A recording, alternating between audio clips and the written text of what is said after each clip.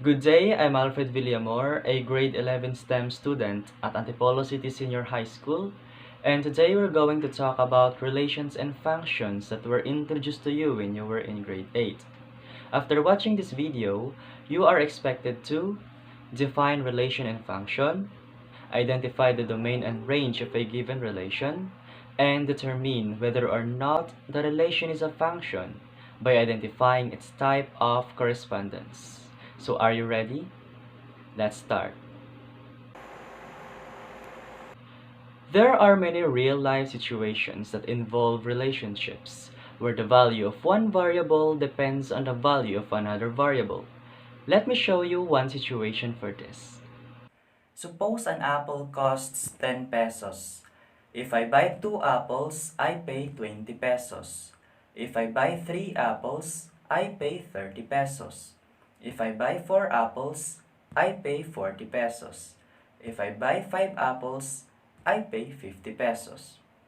In this situation, we are dealing with two quantities, the number of apples and its corresponding price, where the price of apples depends on the number of apples. Therefore, the number of apples is the independent variable, while the price is the dependent variable. Let's describe this relation by a set of ordered pairs. But what is an ordered pair? An ordered pair is a point on the Cartesian plane of the form x and y written in a fixed order, where x is the independent variable, while y is the dependent variable. Again, let's describe the relation by a set of ordered pairs, where x is the independent variable, while y is the dependent variable. Let's go back to the given table of values. The number of apples is the independent variable, while the price is the dependent variable. So let's replace the number of apples in the place of x and price in the place of y. If the number of apples is 1, the price is 10. If the number of apples is 2, the price is 20. If the number of apples is 3, the price is 30. If the number of apples is 4, the price is 40. And if the number of apples is 5, the price is 50.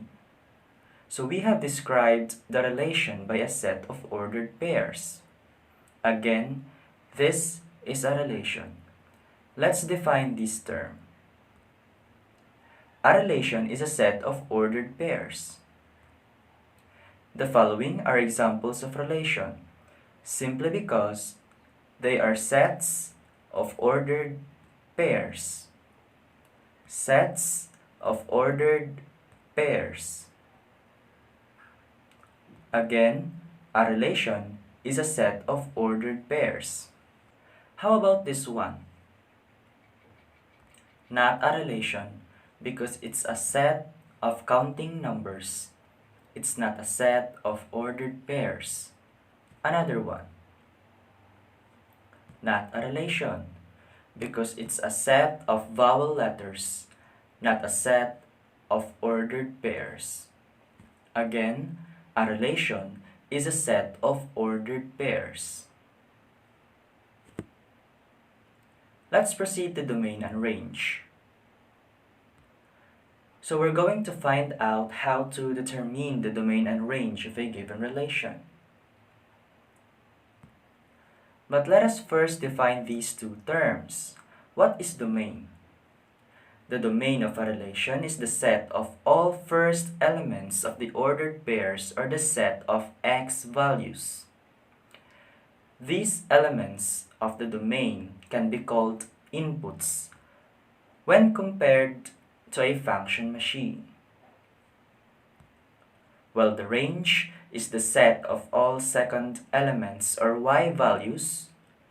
These elements of the range can be called outputs when compared to a function machine as well.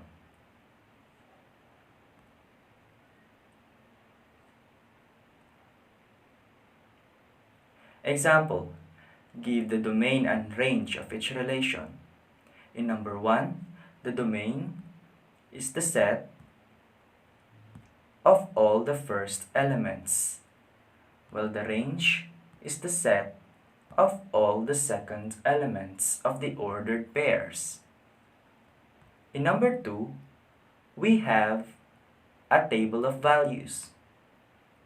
Simply, the domain here is the set of x values, while the range is the set of y values. Take note that we write the same element in the domain or range only once. So this is incorrect. It must be written this way. Again, we write the same element in the domain or range only once. Give it a try. Give the domain and range of each relation. So I'll give you 5 seconds to pause this video and play it again once you're done.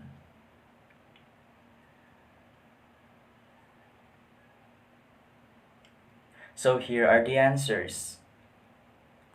In number 1, the domain is the set of all the first elements, 3, 5, and 9, while the range is the set of all the second elements, 3, 5, and 6. Same with the number 2. The domain is the set of all the first elements, 1, 2, and 3, while the range is the set of all the second elements, and that is 8.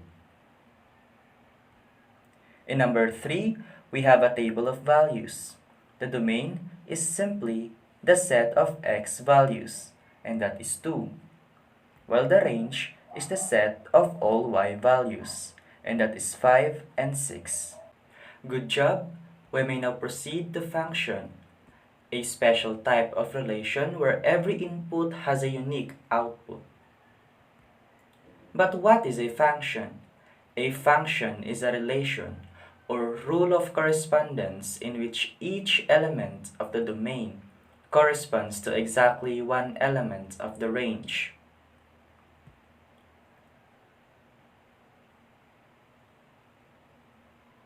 The 3 classifications of function are one-to-one correspondence, many-to-one correspondence, and one-to-many correspondence. These blue parts represent the domain, while the red parts represent the range. Let's begin with one-to-one correspondence. In one-to-one correspondence, every element in the domain is paired to only one element in the range. From our example earlier, we have described the relation by a table of values and a set of ordered pairs, and each number of apples has its own corresponding price. 1 is paired only to 10, 2 is paired only to 20, 3 is paired only to 30, 4 is paired only to 40, and 5 is paired only to 50. Therefore, it is a function, because each element in the domain corresponds to exactly one element in the range. Another example, the mapping is an example of one-to-one correspondence that pairs holiday to its specific date. Here the domain,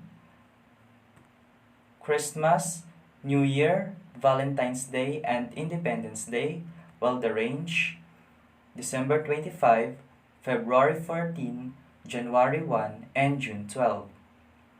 That is, Christmas is assigned only to December 25, New Year is assigned only to January 1, Valentine's Day is assigned only to February 14, and Independence Day is assigned only to June 12. Therefore, it is a function. Please take note that one-to-one correspondence is a function. Next, we have many-to-one correspondence. In many-to-one correspondence, any two or more elements of the domain are paired to the same element in the range. For example, we have here a table of values that shows many-to-one correspondence. Please look at the table of values carefully. Did you notice that the x values 2, 8, and 16 have the same y value? And that is 8. This relationship is still a function because it does not violate the definition of a function. The domain is the set of all x values, while the range is the set of all y values. Again, it is a function. Another example, a relation that shows many-to-one correspondence. Please look at the set of ordered pairs carefully. Did you notice that the first elements 6, 4, and 9 have the same second element? That is 1. Therefore, it is a function. The domain is the set of all the first elements, while the range is the set of all the second elements of the ordered pairs. Again, it is a function because it satisfies the definition of a function that says each element of the domain corresponds to exactly one element of the range. Please take note that many-to-one correspondence is a function. And last, we have one-to-many correspondence.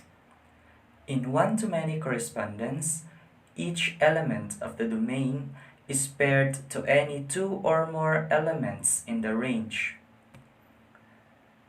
For example, the mapping is an example of one-to-many correspondence. The input 12 has 5 outputs, 2, 4, 6, 8, and 10. Therefore, it is not a function because an input has more than one output value, which violates the definition of a function. Another example, a relation that shows one-to-many correspondence. Please look at the set of ordered pairs carefully. Did you notice that the same first element has two different second elements? Therefore, it is not a function. The domain is the set of all first elements, while the range is the set of all the second elements. Again, it is not a function because it violates the definition of a function. Please take note that one-to-many correspondence is not a function.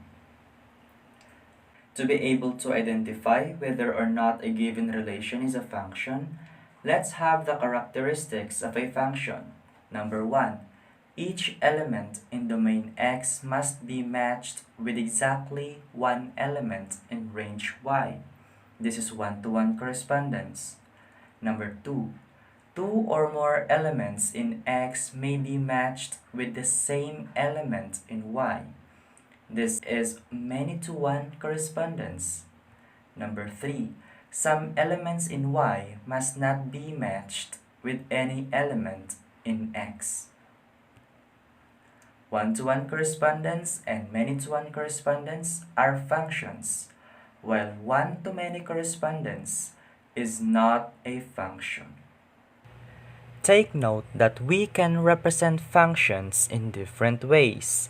It can be represented through a table of values, ordered pairs, mapping diagrams, a graph, or an equation. Together, let's fill in the blanks to make a true statement. Number 1. A relation is a set of ordered pairs. Number 2. A blank is a relation in which each element in the domain corresponds to exactly one element in the range by some rules. The answer is function. Number 3, the set of x values or inputs is called the domain of a relation, while the set of y values or outputs is called the range. True or false? One-to-many correspondence is a function. It's false. Every function is a relation, but not all relations are functions. It's true. Try to perform the following exercises. Identify the type of correspondence used in each relation and determine whether or not the relation is a function. So I'll give you 5 seconds to pause this video and play it again once you're done answering.